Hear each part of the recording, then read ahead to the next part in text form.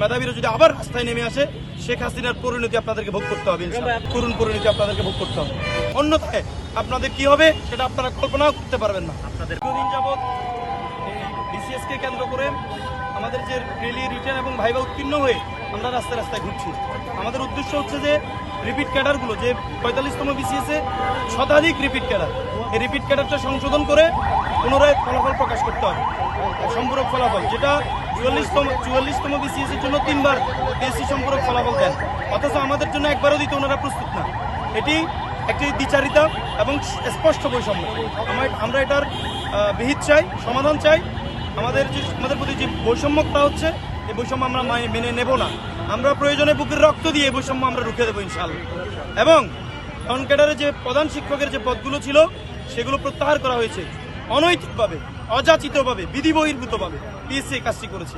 আমরা এর সমাধান চাই, আমাদের পদগুলো ফেরত দিতে হবে এবং নন ক্যাডারের পুনরায় পছন্দক্রম প্রদানের মাধ্যমে প্রকৃত মেধাবীদেরকে কর্মসংস্থানের সুযোগ করে দিতে হবে। এই হচ্ছে আমাদের দাবি বর্তমান সরকারের প্রতি, জনাব তারেক রহমানের প্রতি এবং পিএসসির প্রতি। আপনারা চাইলে একদিনের মধ্যে আমাদের সমস্যা সমাধান করতে পারেন। যদি সেটা না হয় তাহলে পিএসসির চেয়ারম্যান, এই স্বৈরাচারী চেয়ারম্যানের পদত্যাগ চেয়ে আমরা পিএসসি ঘেরাও করবো ইনশাআল্লাহ। আমরা ভাইভা পরীক্ষা দিয়েছিলাম, নিয়ম অনুযায়ী আমাদের ভাইবার রেজাল্ট প্রকাশ করার কথা ছিল, কিন্তু এই পিএসসি আমাদের ভাইবার রেজাল্ট প্রকাশ না করে অলরেডি আমাদের মধ্য থেকে 2000কে সুপারিশ করে দিয়েছে, 1806 জনকে। এটি একটি নিয়ম বহির্ভূত এবং বিধি বহির্ভূত। আমাদের মধ্য থেকে 4000 স্টুডেন্ট এখনো তাদের ফলাফলই জানে না, অথচ তারা পরীক্ষা দিয়েছে, ভাইবা দিয়েছে। নিয়ম অনুযায়ী ভাইবার ফলাফল প্রকাশ করার কথা ছিল, নন ক্যাডারের একটা তালিকা করার কথা ছিল, কিন্তু এই পিএসসি সেটি করে নাই। এটি একটি বিধি বহির্ভূত এবং আইন বহির্ভূত একটি সিদ্ধান্ত। আমরা এই সিদ্ধান্তের জন্য তীব্র নিন্দা জানাই এবং পিএসসিকে বলবো অনতিবিলম্বে আপনারা আমাদের ফলাফল প্রকাশ করবেন, রিপিট সংশোধন করবেন এবং আমাদের প্রত্যাহারকৃত পদগুলো ফেরত দিবেন। অন্যথায় আপনাদের কি হবে সেটা আপনারা কল্পনাও করতে পারবেন না। আমাদের পরবর্তী পদক্ষেপ হচ্ছে, আমরা বর্তমান যে প্রধানমন্ত্রী জনাব তারেক রহমান, দেশনেত্রী বেগম খালেদা জিয়ার সুযোগ্য সন্তান, ওনার কাছে আমরা স্মারকলিপি দেব এবং জনপ্রশাসনে আমরা স্মারকলিপি দেব এবং পিএসসির যে নতুন সচিব দায়িত্ব নিয়েছেন ওনার কাছে আমরা স্মারকলিপি দেব।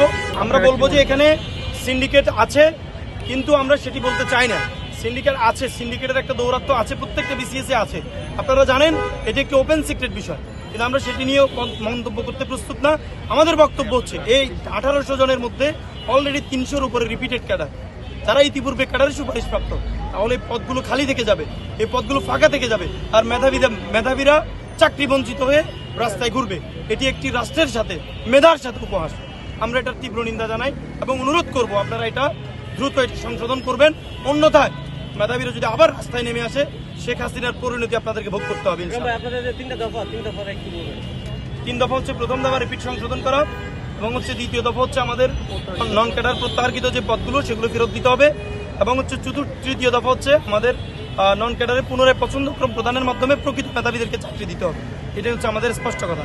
এখানে কোনো অন্যায্যতা নেই, অনৈতিকতা নেই, বাড়তি কোনো চাহিদাও নেই আমাদের ইনশাআল্লাহ। তো আমাদের পদ ছিল 1022টি পদ, সার্কুলার উল্লেখ ছিল, কিন্তু এই পিএসসি 545 জনকে সুপারিশ করে, বাকি পদগুলো প্রত্যাহার করে নিয়ে যায়। এই যে একটা বৈষম্য, যেখানে সার্কুলারে 1022টা পদ ছিল, সেখানে আপনি 457টি পদ পিএসসি অনৈতিকভাবে ও বেআইনিভাবে প্রত্যাহার করে এবং আমাদেরকে একই পদে পুনরায় একই ব্যক্তিকে আবার সুপারিশ করে। এটাকে আমরা রিপিট বলছি। এই যে বৈষম্যগুলো এবং হচ্ছে যে বিশৃঙ্খলা করছে রেজাল্টের মধ্যে, এটার সংশোধন আমরা চাই। আমাদের বাড়তি কোনো চাহিদা নেই